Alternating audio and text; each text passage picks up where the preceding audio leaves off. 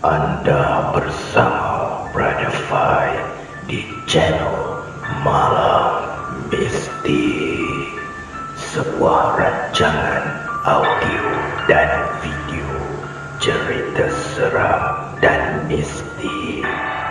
Semoga anda semua terhibur.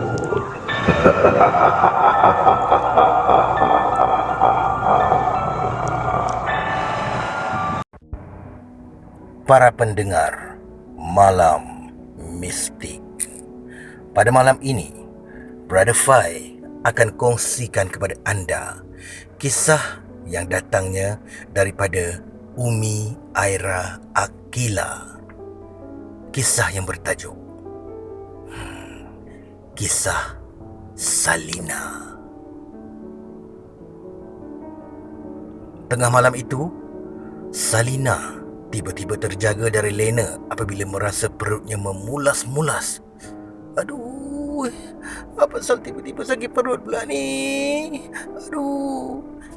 Itulah akibatnya makan kari ayam terlalu banyak petang tadi. Salina bingkas dari katil sambil memegang perutnya.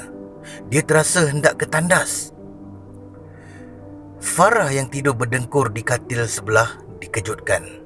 Tapi gadis itu langsung tidak bergerak walaupun sudah berkali-kali Salina menggoncang badannya. Farah, bangun Farah. Temankan aku. Aku nak ketandas, sakit perut ni. Aduh. Kau ni masih hidup ke dah mati ni? Orang kejutkan macam ni pun tak bangun-bangun juga. Bunyi berdengkur macam gegasi. Bebel Salina lalu menarik selimut Farah. Tetapi gadis itu pantas menarik kembali selimutnya hingga menutup kepala. Masih hidup pun Farah ni. Bangunlah. Temankan aku ke tandas. Perut aku sakit ni. Cepatlah. Alah, malaslah. Pergi je lah seorang. Bukannya ada hantu pun. Aku penat ni, kau tahu tak? Kau tahu aku balik dari kerja jam 11 tadi, jawab Farah dari dalam selimut. Salina menghela nafas kasar. Kalau tandas dalam rumah, tidaklah dia takut sampai hendak berteman. Tapi tandas rumah pekerja ni letaknya di luar dan berdekatan pula dengan pokok besar. Seram pula bila melihat suasana di luar pada waktu malam. Salina jarang ke tandas pada waktu malam, tetapi kali ini dia terpaksa pergi kerana perutnya sudah terasa sakit sangat nak membuang. Salina memandang ke arah sekujur tubuh milik Farah yang bergelubung dalam selimut. Nafas gadis tu turun naik dengan laju seiring dengan bunyi dengkuran yang membingitkan telinga.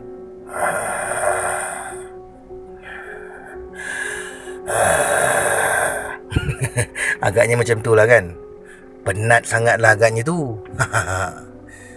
Tanpa menunggu lama di situ, Salina terus keluar.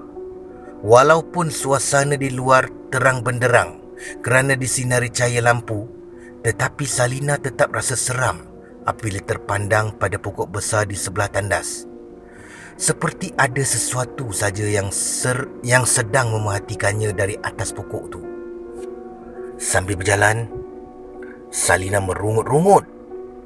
Sesekali, dia melurut bulu tangannya yang terasa menegak dengan tiba-tiba. Dia terus masuk ke dalam tandas. Semasa di dalam tandas, Salina mendengar seperti ada bunyi sesuatu jatuh ke tanah dari atas pokok. Menggigil dia dibuatnya. Mungkinkah itu Pontianak yang turun ke tanah hendak mengintainya di dalam tandas? Atau penjahat yang berniat tidak baik? Macam-macam andaian buruk muncul di benak Salina. Dia mula berpeluh. Apa pula tu? Apa bunyi tu? Kemudian dia mendengar pula bunyi kucing mengiau dengan kuat.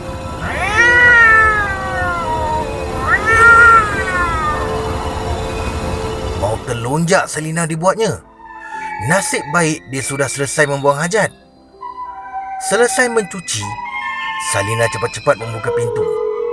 Dia pandang kiri kanan, kemudian ke depan. Salina menghela nafas lega. Tiada apa-apa pun benda pelik atau menakutkan yang kelihatan di luar. Mungkin apa yang didengarnya tadi cuma halusinasinya saja kerana terlalu melayan perasaan takut. Seekor kucing hitam tiba-tiba melintas laju di hadapannya, membuatkan Salina melompat kerana terkejut. Mak kau! Kucing ni buat aku terperanjat je. Hampir saja dia tersembam ke tanah. Mujulah dia dapat mengimbangi tubuhnya.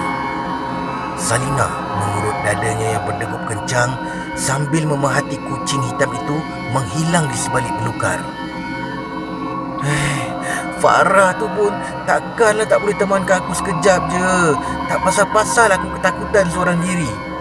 Salina mula membebel, masih tidak puas hati dengan rakan serumahnya tu. Aku boleh temankan. Satu suara halus kedengaran dari arah belakang Salina. Gadis itu pantas menoleh.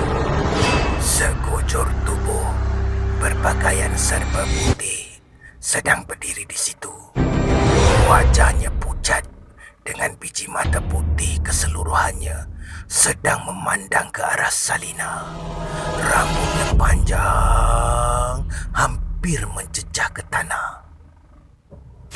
Salina menjerit sekuat hati apabila makhluk itu kelihatan berjalan perlahan-lahan ke arahnya dengan mulut yang lebar, menyeringai ke arahnya.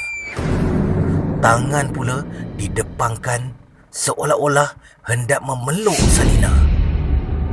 Pandangan Salina tiba-tiba gelap dan dia tidak sedar apa-apa lagi. Apabila Salina sedar pada pagi itu, dia mendapati dirinya sedang berada di sebuah bilik yang begitu asing baginya. Biji mata Salina bergerak-gerak ke kiri ke kanan, memerhatikan sekitar bilik itu. Semuanya berwarna putih saja. Dia tidak boleh menggerakkan kepalanya kerana tengkuknya terasa sakit. Dah bangun pun kau? Farah yang sejak tadi memerhati tingkah laku Salina akhirnya bersuara. Dia tahu Salina tidak menyedari keberadaan dirinya di situ kerana tadi dia duduk di sebelah almari dan agak terlindung. Apa pasal kau menjerit semasa dekat tandas tu? Macam nampak hantu je. Lepas tu pengsan pula. Mujurlah tengkuk kau tak patah terentak batu, kata Farah panjang lebar sambil membetulkan selimut di tubuh Salina. Ini semua kau punya pasal lah. Semalam aku minta kau temankan aku ke tandas, tapi kau enak melayan mimpi. Sudahnya, aku dikacau hantu, jawab Salina dengan nada geram. Memandang ke wajah Farah pun dia rasa meluat. Dalam rasa meluat, Salina menceritakan juga pada Farah kejadian semalam yang menyebabkan dia terlantar di wad.